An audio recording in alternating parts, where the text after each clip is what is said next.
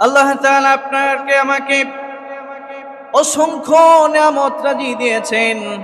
এই অসংখ্য নিয়ামতের ভিতরে সবচাইতে গুরুত্বপূর্ণ যে নিয়ামতটা দিয়েছেন তার নাম হলেন অক্সিজেন। নাম কি? অক্সিজেন। এই অক্সিজেনের গুরুত্ব কতটুকু? যদি কয়েকটা সেকেন্ড আপনার শ্বাস প্রশ্বাসটা বন্ধ হয়ে যায়, অক্সিজেন গ্রহণ করা যদি বন্ধ হয়ে যায়, আপনি তখনই বুঝতে পারবেন এই অক্সিজেনের গুরুত্বটা কত। একজন মানুষ প্রত্যেকটা দিন 550 লিটার অক্সিজেন গ্রহণ করে। কত লিটার? 550 লিটার। একটু চিন্তা করে দেখেন, একজন সাধারণ মানুষ দৈনিক 550 লিটার অক্সিজেন গ্রহণ করে।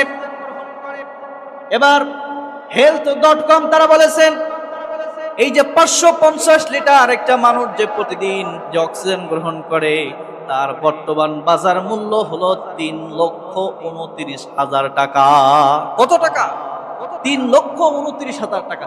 একটু চিন্তা করে দেখেন, আপনি আমি সাধারণ মানুষ একটা দিন 3,29,000 টাকার অক্সিজেন গ্রহণ করি।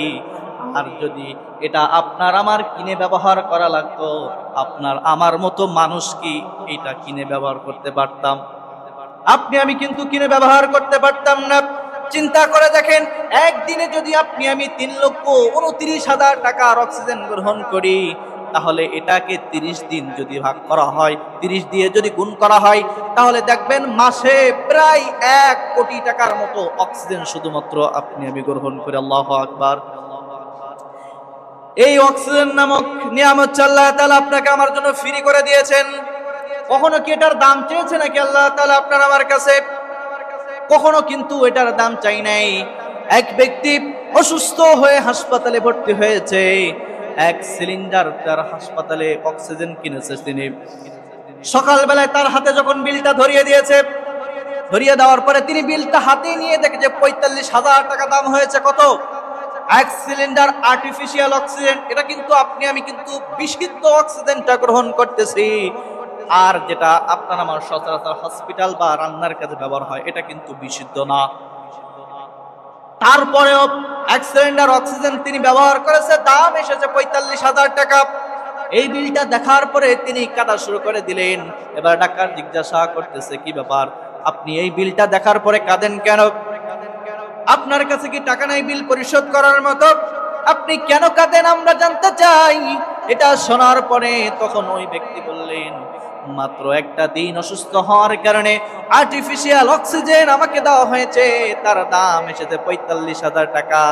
আর যে আল্লাহ তাআলা আপনাকে আমাকে বছরকে বছর, দিনকে দিন, মাসকে মাস আপনা আমাকে ফ্রিতে অক্সিজেন সাপ্লাই করে যাচ্ছে, কখনো সেই আল্লাহ তাআলা আপনার আমার কাছ থেকে টাকা দাবি করি নাই। তারপরে আপনি আমি কত নাফরমান দেখেন, সে আল্লাহ তাআলার প্রশংসা আপনি আমি আদায় করি না। যদি আল্লাহ তাআলা প্রশংসা আদায় করতাম, তারপর আল্লাহ তাআলা বুঝতে পারতো যে আল্লাহ বান্দা, আমি তোমাকে এত নিয়ামত দিয়েছি, সেই নিয়ামত পেয়ে তুমি আমার প্রশংসা আদায় করেছো, শুকরিয়া আদায় করেছো, তারপরেও কিন্তু আপনি আমি প্রশংসা আদায় করি না। আল্লাহ তাআলা বলেন, ওয়াইন তাউদ্দু নি'মাতাল্লাহি লা তুহসুহা ইন্নাল্লাহা লাগফুরুর রহিম। পড়েন আল্লাহু আকবার। আল্লাহ তাআলা বলেন, বান্দা, আমি তোমাদের যে নিয়ামতগুলো দিয়েছি সেগুলো যদি তোমরা গণনা করতে চাও, এই গণনা করে সেই নিয়ামতগুলো কোশ্চিন কালেও তোমরা এই নিয়ামতগুলো গণনা করে শেষ করতে পারবে না। সুবহানাল্লাহ।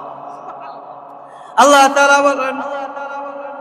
তাআলা বলেন, গোটা পৃথিবীর মানুষগুলো যদি এক জায়গায় তোমরা একত্রিত হও, একত্রিত হওয়ার পরে যদি তোমরা আমার গণনা করতে শুরু করো, তারপরেও সবাই মিলে আমার গণনা করে তোমরা শেষ করতে পারবে না। আল্লাহ তাআলা কোরআনুল কারীমের সূরাতুল লুকমানের ভিতরে বলেছেন, ওয়ালাউ আন্নামা ফিল আরদি মিন শাজারাতি আওলামু ওয়াল বাহরু ইয়ামুদ্দুহু মিন বা'দিহি সাব'আতু আবওয়াব ওয়া হুরিমা মা নাফিদাত أبحرم ما نفدت কালিমাতুল্লাহ। বলেন আল্লাহু আকবার। আল্লাহ তাআলা বলেন, বান্দা, দুনিয়ার সমস্ত মানুষগুলো একত্রিত হয়ে যদি তোমরা আমার গণনা শুরু করো, আর যদি সমস্ত সাগরের পানিগুলোকে যদি তোমরা কালি করো, আর দুনিয়ার জমিনের ভিতরে যত গাছ আছে সেই গাছগুলোকে যদি তোমরা কলম বানাও, আর ওই সাগরের পানি নামক কালি দিয়ে আর ওই গাছ নামক কলম দিয়ে যদি তোমরা আমার নিয়ামত লেখা শুরু করো, কিয়ামত পর্যন্ত তোমাদের ওই যে গাছ নামক যে কলম রয়েছে আর সাগর নামক যে কালি রয়েছে, সমুদ্র সাগরের কালিগুলো শেষ হয়ে যাবে, গাছ নামক কলমগুলো শেষ হয়ে যাবে। তারপরেও বান্দা আমার নিয়ামতের শুকরিয়া আদায় করে তোমরা কখনো শেষ করতে পারবা না। সুবহানাল্লাহ। আল্লাহ তাআলা এত নিয়ামত আপনাকে আমাকে দিয়েছে। রাতের বেলায় আপনি আমি ঘুমিয়ে যাচ্ছি, মৃত অবস্থায় ঘুমিয়ে যাই। সকাল বেলায় যে আল্লাহ তাআলা শ্বাস প্রশ্বাসের মাধ্যমে আপনাকে আমাকে ঘুম থেকে ওঠায়, ওঠানোর পরে আপনি আমি ফজরের নামাজ আদায় করি না, এরকম মানুষ আছে না নাই? অহরহ শত শত লক্ষ লক্ষ মানুষ ফজরের নামাজ পড়ে না।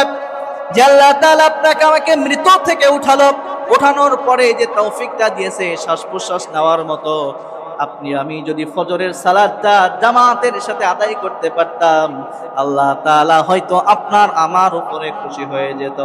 ঠিক কি না? দেখেন, আল্লাহ তাআলা আপনাকে আমাকে যে অসংখ্য নিয়ামত দিয়েছেন, তার ভিতরে সব চাইতে গুরুত্বপূর্ণ যে নিয়ামত, সেটা কি? নাম কি? অক্সিজেন। এই একটা নিয়ামতের যদি আপনি আমি কদর বুঝতাম বা শুকরিয়া আদায় করতাম, আপনি আমি দ্বিতীয় কোনো দিনও আল্লাহ তাআলার নাফরমান বান্দা হতাম